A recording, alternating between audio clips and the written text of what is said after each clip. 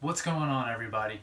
I'm here to talk to you about low back pain and golf. I know low back pain is one of the biggest things that stops golfers from enjoying the game of golf, but I know back pain is also one of the biggest things that stops people from enjoying things off of the golf course as well. So today I'm going to go over 5 exercises that I think are beneficial to creating the foundation of a healthy back to keep you playing your best on the course and being your best off of the course. All right, let's get right into it. So, back pain, one of the biggest things that most people experience in their everyday life. I would say somewhere between 80 to 90% of people experience low back pain at some point during their lifetime. And back pain is one of the biggest injuries that golfers experience, which keeps them off of the golf course, having fun, and playing the game that they love. Now, I am also subject to this. I've experienced low back pain multiple times in my life, and it's not fun and it's not enjoyable, but I've definitely gotten over it, just as I'm sure many of you have as well. Now, if you are experiencing back pain and it's stopping you from playing golf, or maybe you're kind of getting through the pain while you're playing golf, or maybe it just really flares up after you're done a round of golf, why do we experience this back pain? Now, that is a great question, but it's also really hard to answer because back pain is so multifactorial, meaning that there are so many things that contribute to back pain and just pain in general. It's really hard for me to generalize and say what is causing your back pain. However, I would say in most amateur golfers, the main causes to low back pain include limited hip mobility and thoracic spine mobility, meaning your mid back. This video is not really meant to go over those things. However, there will be future videos regarding those things and how to improve that in relation to your low back. I do have a video on improving some hip mobility, so be sure to check that out. But this video, I'm going to go over 5 exercises that I think are crucial to laying a very strong foundation to help keep your back super healthy on and off the golf course. They may also be really helpful in helping to relieve some pain if you're experiencing low back pain right now, or if it's after a round of golf, or if it's after for sitting for a long time. Go ahead and give these a try.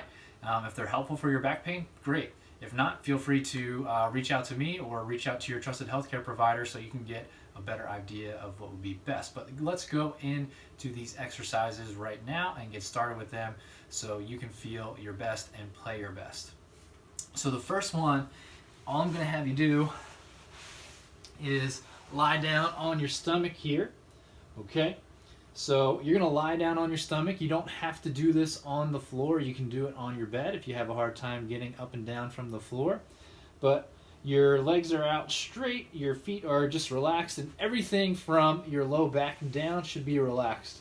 We're going to put your hands just on the outsides of your shoulders. If you need them to be a little bit more in front because you may have some shoulder issues, that's totally okay. Just do whatever is most comfortable, but ideally close to about where your shoulders are. Now from here, you want to keep your low back and your buttocks and your legs relaxed, and your arms are going to do all of the work to help push you up. So you're going to go ahead and do this motion here, and then lower yourself back down nice and easy. Try as best as you can to keep your pelvis down on the floor. This will really help to work on the extension or the bending backwards of your spine, which is something that we don't do a lot of. Now, if at any point while you're doing this, if you're trying it, if it starts to make your back pain worse, but as soon as you're done doing the exercise, that's not necessarily a bad thing. Okay, but if it really flares up your back after you're done doing the exercise, then I wouldn't continue this. Also, if you have a hard time just getting up this far, that's totally okay. You may not have enough mobility to get there yet. So what I would suggest is maybe getting onto your forearms and just pushing up like so there. And then you could do that a few times. You could just hang out in this position if it feels comfortable enough for you. But this is a great way to just work on a direction that we don't go in a lot for our spine, but I think it's super beneficial to do this. And so I would do this exercise 10 to 15 times, at least once to twice a day. If you're able to do it a few times a day, I think that would be great. Now, just from here, we're going to go right into our hands and knees. Okay, so we're going to be in this position here, and what I want is your hands to be directly underneath your shoulders, and your knees should be pretty much directly underneath your hips. I like to keep my feet up like this, but if you feel a little bit more comfortable with your feet relaxed down like so, that's totally okay. So from here, we're going to do a cat-cow basically. You may have done this exercise at some point in your life. And this is just where we're pushing up as far as we can, really rounding our spine. We're looking down with our head. We're breathing nice and easy. And then we're going to reverse. So we're going to drop our low back, arch that down. We're going to look up. Our shoulder blades are going to squeeze together, just like so. And then we're going to reverse that motion. Now we're really working on rounding the upper back and the lower back in this position. And then when we come back down into this position, we're really working on arching and extending through the spine, meaning we're leaning back again through the mid-back and our low back as best as we can.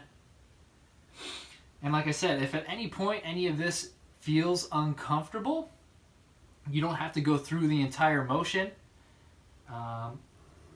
So let's say if it starts to hurt here and it continues to get worse if you keep going, definitely stop there. But try to work into it as best as you can. But I wouldn't go above a 4 out of 10 on a pain scale. And so again, I would do this 10 to 15 times as you tolerate throughout the day. At least 1 to 2 times a day. This is really great to just get your spine moving as well as your pelvis. It's also good for some shoulder blade stability if you have some shoulder issues. This will be perfect to also start working on some of that. Now from here, we're going to stay in this position and we're going to do what we call a bird dog. Now from here, the bird dog itself is opposite arm and opposite leg lift. So it's just like so. And then we're back down, and then I like to alternate arm and leg. Now this is a pretty challenging exercise and not necessarily easy to do. Throughout the exercise, we want to try to maintain a flat back, and we're trying to not really rotate as we're going through the exercise here. So we really want to make sure we're keeping and maintaining a relatively neutral and flat back. I always say, imagine if you had a tray of food on your back, that you wouldn't spill it, basically. And then as we're lifting out with our arm and leg, I'm not concerned so much about how high you can lift. It's more about how far out forward and behind you can get while keeping your body straight. Okay? Now, if this is still challenging and you have a hard time, first I just say start with one arm and see if you can do that. And try the other arm. And then try legs without the arm. Okay? Really work on that as best as you can. Then from there, if you're still struggling or you're progressing through, I always suggest doing an arm and then a leg. And then bring one in at a time. Just like so. This is a good way to progress. And then you should be able to get really good where you can be able to do both the arm and leg at the same time while keeping your back relatively flat and neutral. All right, for the last 2 exercises, first we're going to be down on our side here, and what we're going to do is a side plank. Now, to do this, you're going to put your arm that's closer down towards the ground or towards the bed directly underneath your shoulder. You should have a 90-degree angle at your elbow about. And we're going to start with the easy version here. So stack your legs on top of each other, and your body should be pretty much in line here. Okay? And you should feel like your hips are almost rolling forward, because if you're back like this, you're going to cheat a lot, basically. Okay? So we want to feel like our hips are rolling forward, our knees are stacked, and our elbow is directly underneath our shoulder. You can do whatever you want with your top hand. I like to put it on my hip. You can just leave it by your side, whatever feels most comfortable. And then what we're going to do is we're going to lift our hips and our pelvis up off of the floor as best as we can, just like so. Okay? Now, there's lots of ways that you can do this. A lot of people tend to hold this exercise while they're up like this, which is great. But sometimes people are not strong enough to do that yet. So I always recommend just coming up and then coming back down, just like so. Once you feel comfortable that you can do a good amount of those, you can go up and hold. Okay? Now this is going to be great to work on improving some hip strength as well as some of the strength along the side of your trunk. Once you feel really comfortable in doing the side plank like that, you can work out so your legs are straight. This will create a longer lever arm, so it'll be a little bit more difficult. Now you want to be a little careful if you do have some shoulder issues here. This may not be the best exercise, but you can give it a try. But if you do experience any shoulder pain or worsening pain in your shoulder, definitely please stop and feel free to reach out to me. I can give you a different alternative that will still work the same musculature, so you can get the same benefit from this exercise, just from a different exercise. There are lots of ways to do this variation of the side plank. Some people like to have their feet stacked like so, and they're lifting up. Okay? Same thing, if you feel comfortable, you can hold it. If you aren't able to hold it enough, just kind of come up, and then come back down, come up, come back down. If you don't feel balanced enough with stacking your feet, you can always kind of spread your feet apart. This is another option to do to help lift yourself up. It'll make it a little bit easier as you'll have a little bit of a wider base of support. Now, from here, we're going to go right onto our back, like so. And what we're going to do is a bridge. This is going to be really good because, again, we're going to be getting some extension or bending backwards through the spine a little bit here. But we're also going to be really working the buttocks and the glutes, which is going to be great and super vital for the golf swing. Now, there are lots of variations of this. What I like to say is just start with your knees bent up comfortably. Hands are on the floor. And what you're going to do is you're going to lift your hips and your pelvis up off of the floor. You should feel like your glutes are squeezing together, and those are the muscles that are doing the most work here. If you feel like your low back or your hamstrings, the back of your thighs, are doing a majority of the work, we're not doing the exercise correctly, and they are making up for some weakness in your glutes. If that's the case and you can't seem to figure this out, one thing I like to say or have someone do is do a one-legged bridge. Now that may seem a little bit harder, but it's not too bad. So take one knee and bring it towards your chest. You can hold it there with your hands, and then all you're going to do is lift up. It's going to force you to really use your glute on this side, and it's also going to not allow you to hyperextend or bend back super far, so you can't really use your low back muscles to overpower your glutes as well. So this is a great way to kind of really feel what it should feel like, as in your glutes are doing a majority of the work here. Now you could do that on both sides. Once you feel comfortable with the bridge like this, and you feel like your glutes are working, you can take your hands away. That'll make it a little bit harder. Okay?